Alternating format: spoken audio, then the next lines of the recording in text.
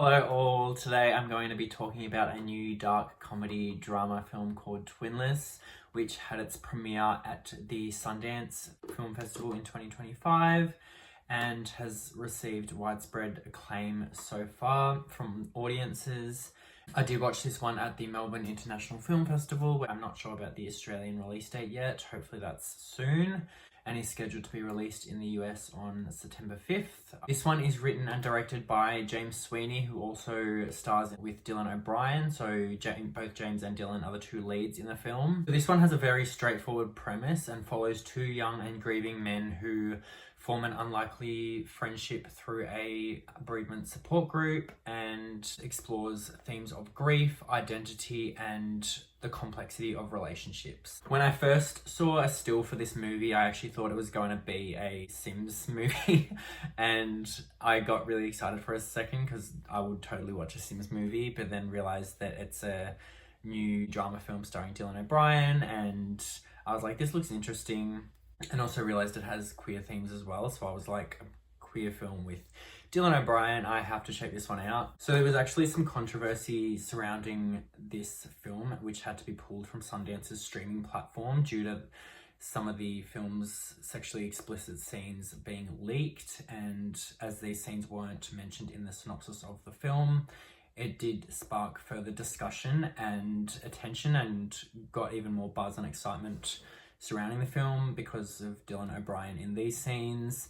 And the director James did express his concern for the piracy as well. From what I remember when I first saw the trailer about maybe a month back, I don't even remember the trailer highlighting the film's queer themes. Even though I did see the trailer, I try not to deep dive too much about this film because I heard that it is a ride watching this film, and after watching it, I completely agree. I think that it's best to go in blind as much as you can for this, and there are scenes that you won't see coming. I would be surprised if people would guess where this plot goes. And it was another myth film like Lesbian Space Princess that was a super fun time, and I think I really need to start booking in more film festival showings because they are such a good time. It's always a really fun audience, and for both Twinless and Lesbian Space Princess, the crowd were just having a really fun time. People were laughing, and this film was quite dark in parts as well. This definitely is a dark comedy. There is no more comedy than there is drama and vice versa.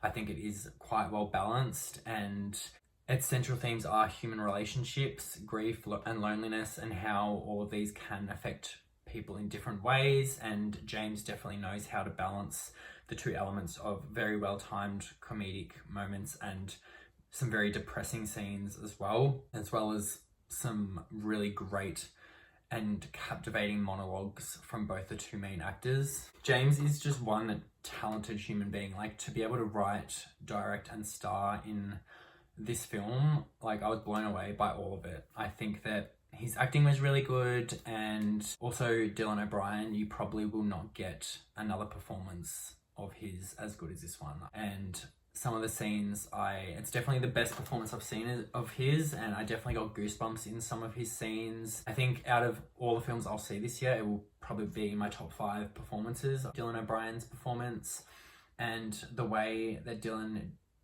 differentiates both of the characters that he plays in this. So he plays both the characters of Roman and his twin brother Rocky.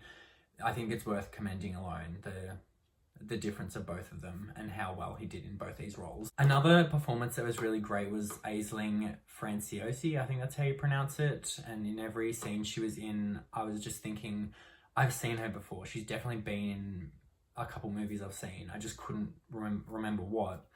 And then I looked her up after the film and I realized she's a horror girlie. She's been in, she was in Last Voyage of the Demeter, Speak No Evil, and Stop Motion, which was one of my favorite films of 2020, I think it was 2023 that film came out, which I highly recommend checking her out in that one. And she plays Dennis's bubbly co-worker in this, and Dennis seems to have like a love-hate relationship with her.